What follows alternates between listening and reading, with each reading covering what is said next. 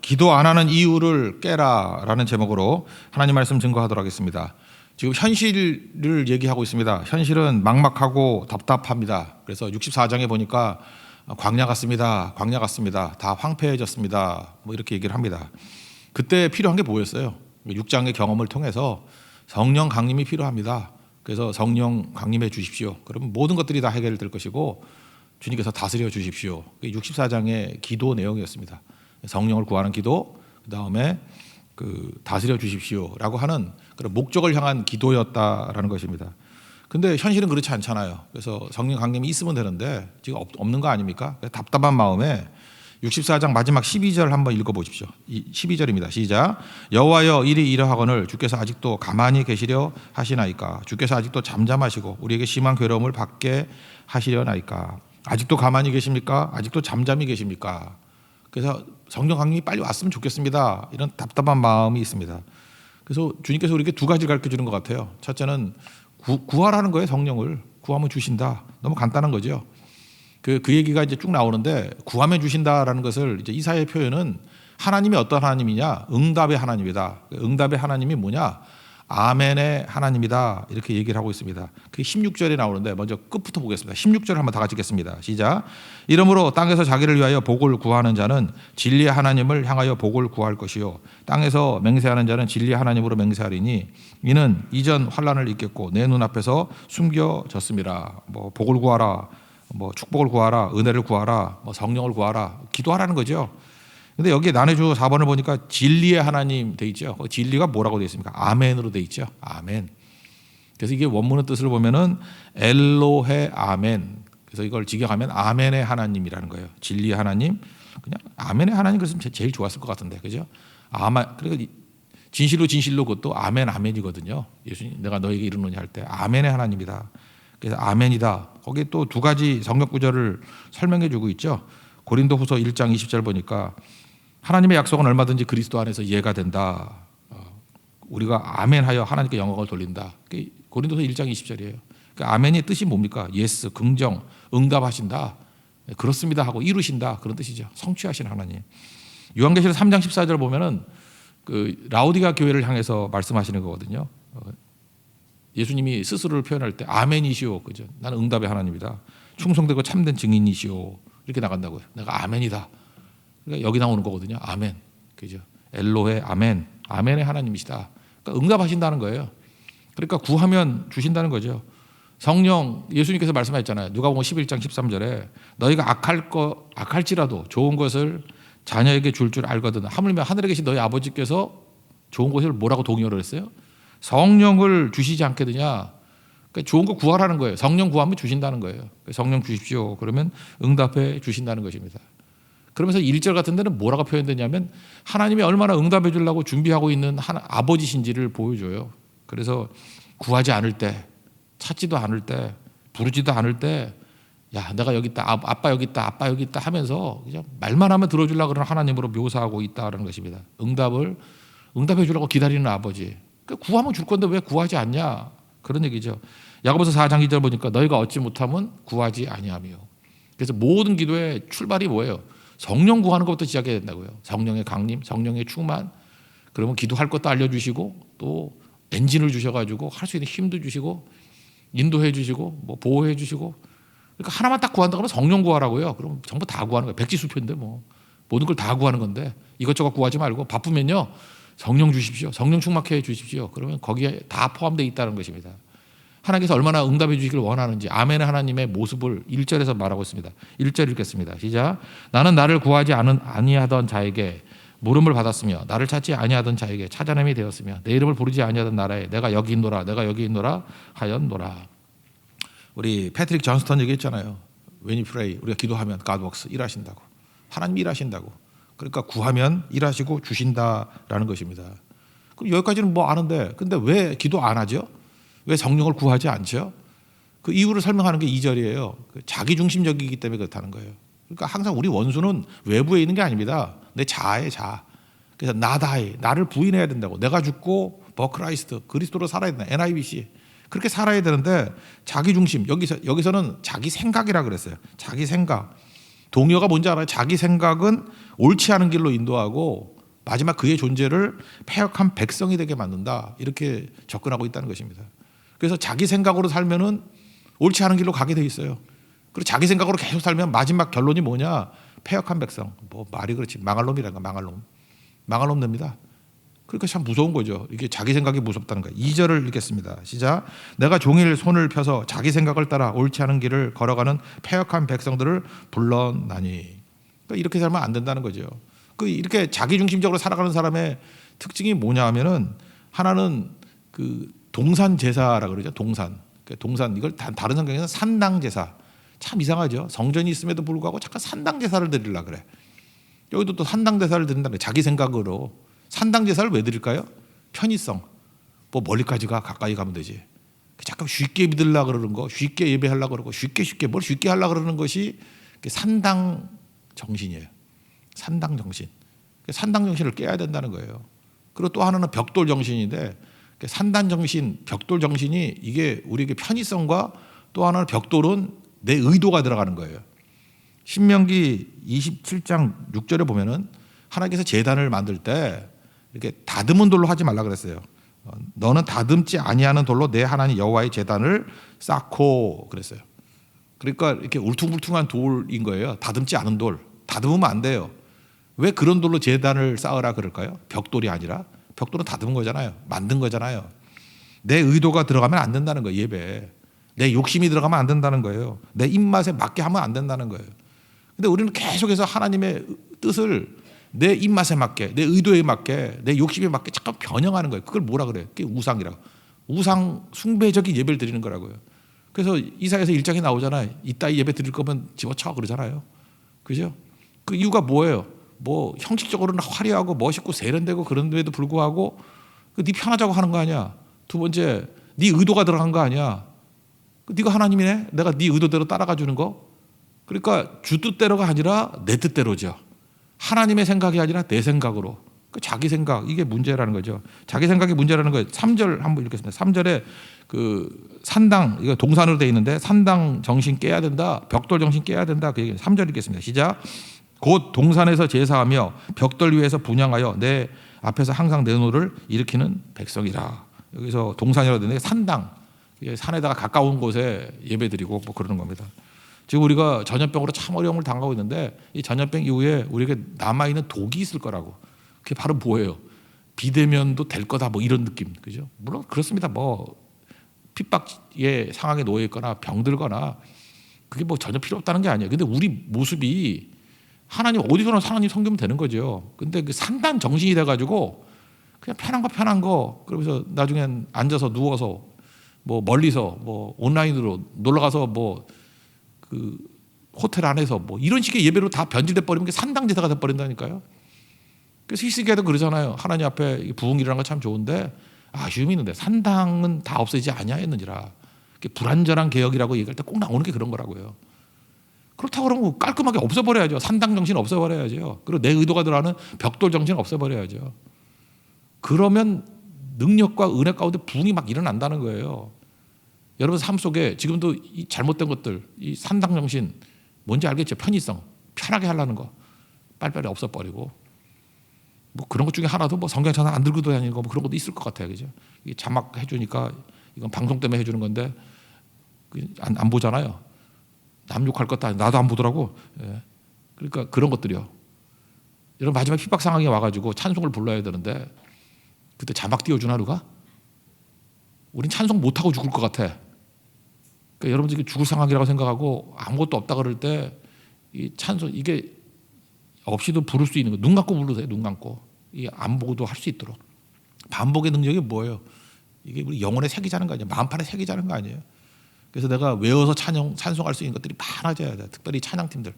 찬양팀들은 자꾸 악보 보고 하려고 그러지 말고 그냥 안 보고도 그냥 툭 치면 나올 수 있을 정도로 그게 찬양의 그 제사장 되는 거 아니에요? 그만큼 전문성이 있어야죠. 익숙성이 있어야죠. 그래 이끌어가는 거지. 우리 삶이 그렇다고요. 이게 편의성, 이게 우리를 죽이는 것이 될 수 있다는 것입니다. 그리고 벽돌 정신, 우리 세련되고 되게 좋아해요. 그래서 우리 찬양할 때도 뭐 잠깐 찬양팀만 얘기하는 것 같은데 뭐 만만한 게 그거밖에 없으니까 콘티라 그러죠. 이렇게 순서 다 정해가지고 이대로. 물론 그 철저히 준비한다는 의미에서는 하나님께서 귀하게 보실 거예요. 근데 예배라는 건요, 하나님의 성령께서 인도하시는 게 있거든요. 어떤 때는 찬양 그만하고 기도해, 그럴 때가 있고요. 어떤 때는 그거 중단하고 말씀을 더 증거해, 뭐 이런 것도 있고요.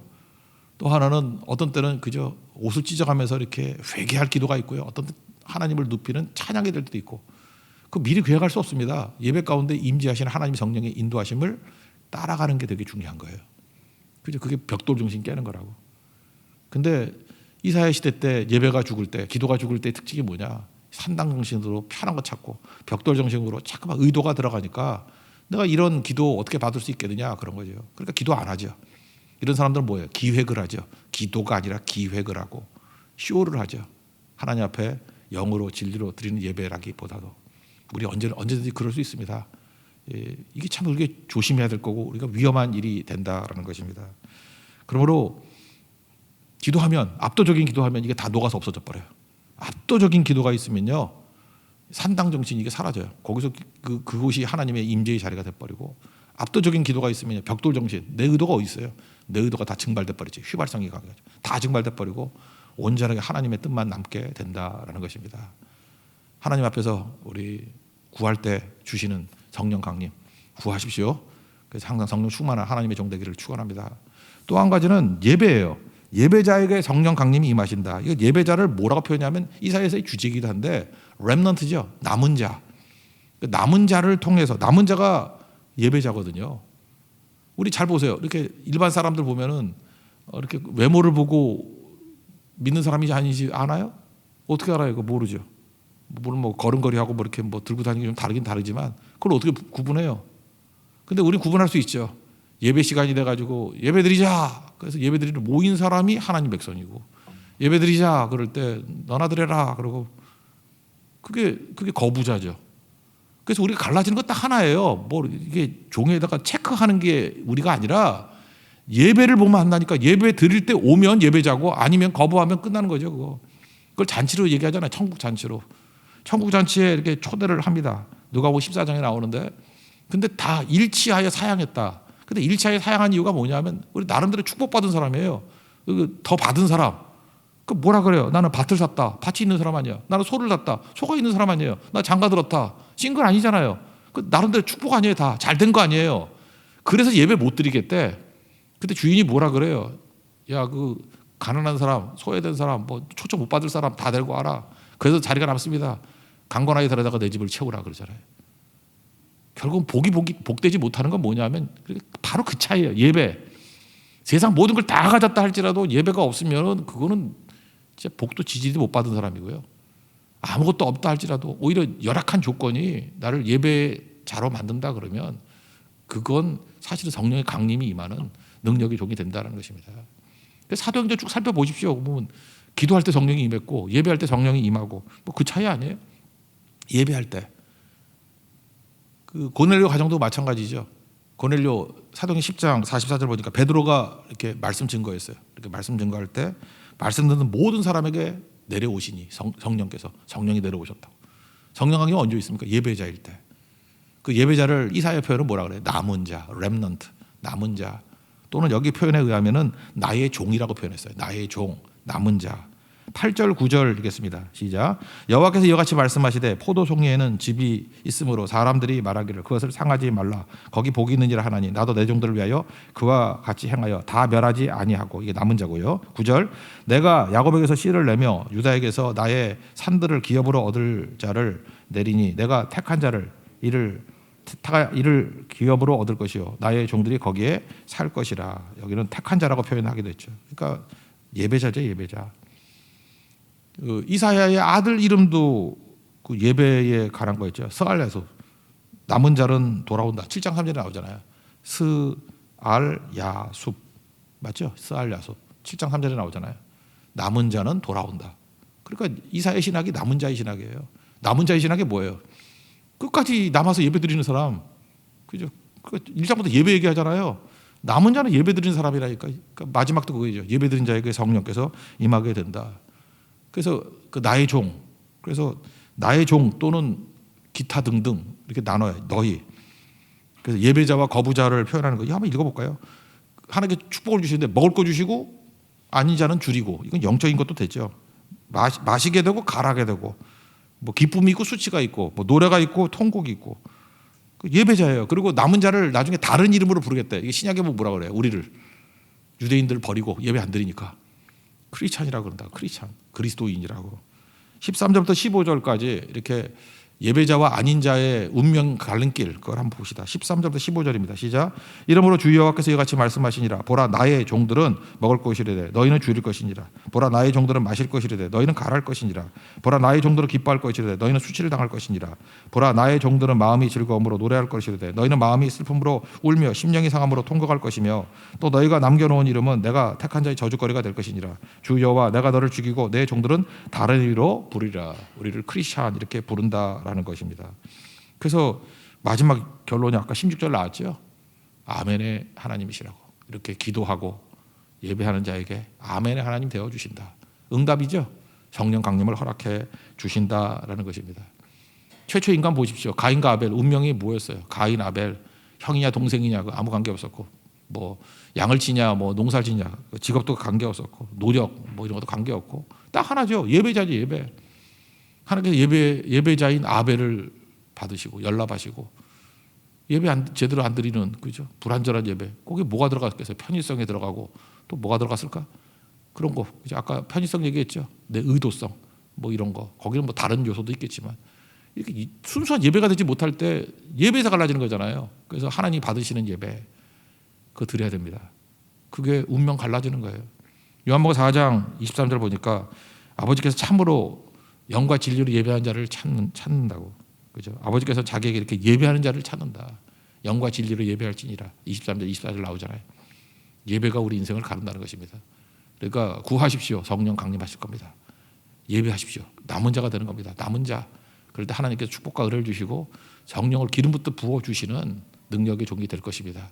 우리 기도와 예배를 통해서 성령을 통해서 일하는 우리 거룩한 교회가 되기를 축원합니다. 마지막 결론적인데 이제 요한계시록에 해당되는 얘기죠. 21장, 22장. 새하늘과 새 땅. 여러분, 새하늘과 새 땅을 한자로 하면 뭐죠? 신천지예요, 그게. 그 신천지인데, 그 새하늘과 새 땅, 우리도 신천지 좀 써야겠어, 그죠? 괜히 그 단어, 좋은 단어를 뺏겨가지고 그 신천지라 그러면 좀 뭔가 좀 이상하게 보이고 이단같이 보이고 그러는데, 그 캐나다 뺏어간 거 아니에요, 그죠? 그 나쁜. 그 다음에 뭐가 있더라 또 뭐 그 어떤 이단은 뭐 좋은 소식 뭐 이런 거 있대. 좋은 소식 뭐 잡지 같은 거 보니까. 그것도 복음인데 그것도 뺏겨 버렸어. 그거 뺏기면 안 되죠. 그거 우리가 써야지 자꾸만. 그 신천지라고, 신천지. 하나님께서 신천지를 새로운 땅을 창조해 주신다는 거예요. 하나님이 우리를 창조해 주십니다. 그러니까 개조하는 게 아니라 새로운 것으로 만들어 주신다 그런 거죠. 그러니까 하나님은 어떤 하나님이에요? 없으면 있는 걸로 불러 주시는 분이에요. 만들어 주시는 분이에요. 그래서 이런 거죠. 그 시편 51편에도 보니까 다윗이 범죄하고 난 다음에 자기가 너무 더러운 거예요. 더러우니까 하나님 앞에 이런 기도가 나와요. 성령 안에서. 시편 51편 10절 보니까 하나님이여 내 속에 정한 마음을 창조해 주옵소서. 여러분 그 심정 알아요? 내가 정말 깨끗하게 살고 싶고 순수하게 살고 싶고 겸손하게 살고 싶고 한데 안 되거든. 막 안 돼요. 안 돼 그게.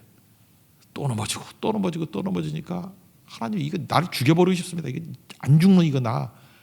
그럴 때 그런 기도 하는 거예요. 하나님 정한 마음을 좀 만들어 주시면 안 되겠어요? 내 힘과 노력은 안 되거든요. 그냥 이거 죽여버리시고요.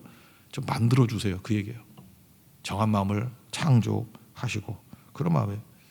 여러분 하나님께서는 없는 것을 있는 것 같이 부르시는 분이죠. 창조는 하나님만 쓰시는 용어거든요. 그래서 여러분들 예배자가 없으면 이렇게 기도하세요. 예배자를 만들어 주세요. 만들어 주세요. 기도하는 사람이 없어요? 기도하는 사람을 만들어 주세요. 선교할 사람이 없습니까? 그 일꾼을 보내달라고 기도하잖아요. 뭐 보내달라. 하나님 만들어 주는 거지. 하나님 만들어 주세요. 만들어 달라고. 하나님 만들어 주신다고. 그게 창조예요. 창조. 그래서 17, 18절 보니까 창조라는 말이 뭐 3번이나 나오고 그러네요. 창조. 17, 18절 읽겠습니다. 시작. 보라 내가 새 하늘과 새 땅을 창조하나니 이전 것은 기억되거나 마음에 생각나지 아니할 것이라. 너희는 내가 창조하는 것으로 말미암아 영원히 기뻐하며 즐거워할지니라.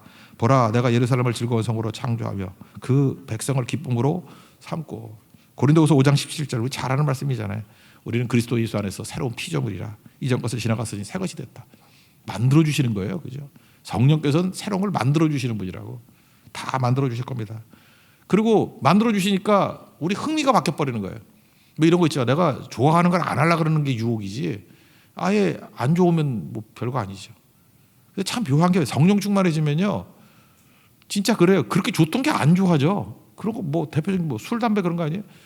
목 끊기 힘들잖아요. 그죠? 술도 그렇고 담배도. 근데 어느 순간인가 그게 지긋지긋해진다 그러는 사람도 있더라고요. 돈 엄청 좋아하잖아요. 근데 사실 돈 별거 아니라고 느끼는 분들 생각보다 많아요. 여러분들 그런 사람이 어디 있어 그러는데 있어요.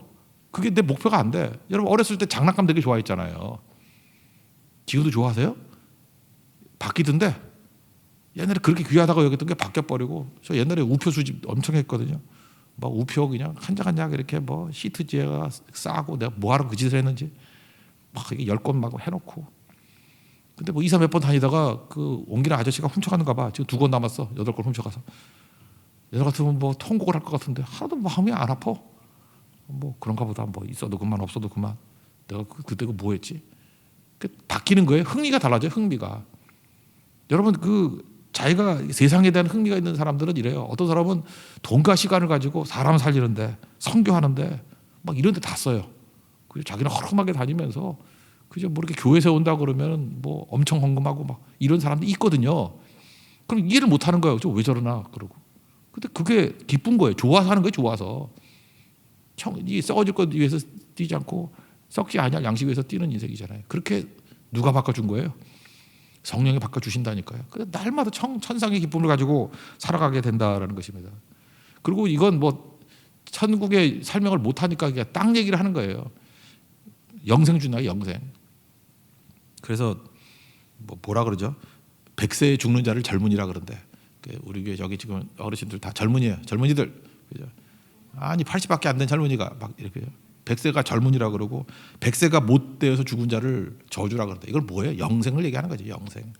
한번 읽어봅시다. 이 땅에서 또 장수할 거가 우리 이 땅이 중요한 게 우리는 무조건 장수하게 돼 있어요. 왜? 영생을 사는 존재니까. 20절 다 같이 읽겠습니다. 시작. 거기는 날수가 많지 못하여 죽는 어린이와 수완이 차지 못한 노인이 다시는 없을 것이라. 곧 100세에 죽는 자를 젊은이라 하겠고 100세가 못 되어 죽는 자는 저주받을 자이리라. 이 땅에서의 뭐 장수도 있겠지요, 물론. 그러나 이 땅에서 문제보다 비교할 수 없는 거죠. 영생이니까, 이터널 라이프니까. 그리고 헛수고가 없대요. 세상에서 여러분들 열심히 뛰어봤자 헛수고할 때 되게 많잖아요. 뭐 한 방에 날려버렸다 뭐 이런 거 있잖아요. 근데 하나님 안에서는 헛수고가 없어요. 시편 127편과 똑같죠. 그냥 하는 것마다 다 열매를 다 거둔다는 거예요. 여러분 생각보다요 이게 돌아가시기 직전에 사람들 만나보면 헛살았어 그렇게 고백하는 분 되게 많아요. 내가 왜 그렇게 살았지 그런 분 많다고. 근데 돌이켜 보면 하나님 말씀 붙들고 순종했던 일, 신뢰했던 일만 열매 거두는 거예요. 전도서 같은 고백하면 안 되죠. 헛되고 헛되니 모든 것이 헛되다. 1장 2절. 그러면 안 되겠죠. 그죠? 그래서 하나님 앞에서 하나도 헛되지 않게 만드는 게 주의 능력이다. 21절부터 23절까지 읽겠습니다. 시작. 그들이 가옥을 건축하고 그 안에 살겠고 포도나무를 심고 열매를 먹을 것이며 그들이 건축한 데 타인이 살지 아니할 것이며 그들이 심은 것을 타인이 먹지 아니하리니 이는 내 백성의 수완이 나무의 수완과 같겠고 내가 택한 자가 그 손으로 일한 것을 길이 누릴 것이며 그들의 수고가 헛되지 않겠고 그들이 생산한 것이 재난을 당하지 아니하리니 그들은 여호와의 복된 자의 자손이요 그들의 후손도 그들과 같을 것임이라. 그러니까 헛되지 않다 그런 얘기죠. 우리 지금 투병하고 있는 우리 황지연 자매 지금 뭐 의식도 없다 그러는 얘기를 어머니한테 들었는데 제가 이번에도 이렇게 여러분들 만나 보니까 그 인생 가운데 정말 하나님께서 그 열매 맺게 만드신 것들 보면 다 이제 예배드리고 기도하고 선교한 거 그거밖에 없더라고. 저도 배웠어요. 나도 지원 자매 같이 그런 거에 더 집중해서 살아야겠다. 대만 갔던 얘기해요. 우리도 뭐 소가약교회 목사님 그 가정하고 아마 풍성당 사역했는가 보죠. 그때 일들 다 기억하면서 그 일주일 지났던 그 얘기를 통해서 받은 영향, 뭐 기도 하나도 잊지 않았어요. 하나도. 우리 어떤 사람에게 그렇게 얘기하는 것들이 뭐 얼마나 남겠어요. 풍성당이 거기서 믿었던 사람들 그때 또 간호사잖아요. 간호사니까 그 병원 신방 가가지고 했던 사역들, 뭐 그때 그 할머니들이 영접했던 거, 뭐 그런 얘기들이 계속 나오는 거예요. 그래서 영혼 구원 받았던 얘기들. 고성 갔더니 또 그러더라고요. 고성에서도 거기 갔던 교회 목사님 설명하면서 얼마나 헌신하고 뛰었는지 모르고 또 그 전도를 통해서 누가 믿었다 그러고 뭐 누가 세워졌다 그러고 온통 그런 얘기예요. 받은 은혜의 이야기, 살아났던 이야기들. 여러분 인생 그 길이로 따지라는 게 무게로 따져야 됩니다. 그러니까 하나님 말씀대로 순종했들만 다 남게 되더라는 거예요. 디모데후서 4장 8절 생각났어요. 이제후로는 나를 위하여 의의 멸관이 예비되었다. 그게 우리 인생 아니에요. 의로우신 재판장이 그날에 주실 건데 내게만 아니라 주의 나타나심을 사모하는 모든 자에게니라. 그죠? 황제자매뿐만 아니라 주의 나타나심을 사모하는 저도 그렇고 여러분도 그렇고 모든 자에게니라 의의 멸관이 예비되어 있다. 그런 얘기죠. 그래서 하나님 앞에서 이렇게 성경 강림을 통해서 살아가는 백성들은요, 어떤 때는 기도도 아니에요. 그냥 주의 일을 하다가 스쳐 지나가는 생각, 이렇게 소망하는 것도 하나님이 다 응답해 주셔요. 그게 24절이거든요. 부르기 전에 응답하고 마치기 전에 응답한다고. 그리고 최고는 뭐예요? 하나님께 주신 절대 샬롬 임하게 된다는 거죠. 상함도 없고 해함도 없는. 이거 진짜 뭐 죽어서 가는 천국이겠죠. 이 땅의 삶이 다 하고 난 다음에 주님 앞에 섰을 때 상함도 해함도 없는 영원한 천국의 영생의 기쁨이 있다. 이거 읽고 마치겠습니다. 24절 25절입니다. 시작. 그들이 부르기 전에 내가 응답하겠고 그들이 말을 마치기 전에 내가 도울 것이며 이리와 어린 양이 함께 먹을 것이며 사자가 소처럼 짚을 먹을 것이며 뱀은 흙을 양식으로 삼을 것이니 나의 성산에서는 해함도 없겠고 상함도 없으리라. 여호와께서 말씀하시니라. 아멘의 하나님이십니다. 엘로에 아멘. 응답하십니다. 구하십시오. 성령 주십니다. 예배하십시오. 성령의 강림이 있을 것입니다. 모든 것을 창조하실 겁니다. 불러주신다는 거예요. 만들어주십니다. 그 창조의 하나님께 성령 안에서 구해서 새로운 것들을 만들어 나가는 하나님의 능력을 통해서 하나님의 창조의 능력을 이 땅에 심는 하나님의 종 되기를 축원합니다. 자리에서 나가겠습니다. 그래서 예수 찬양하겠습니다.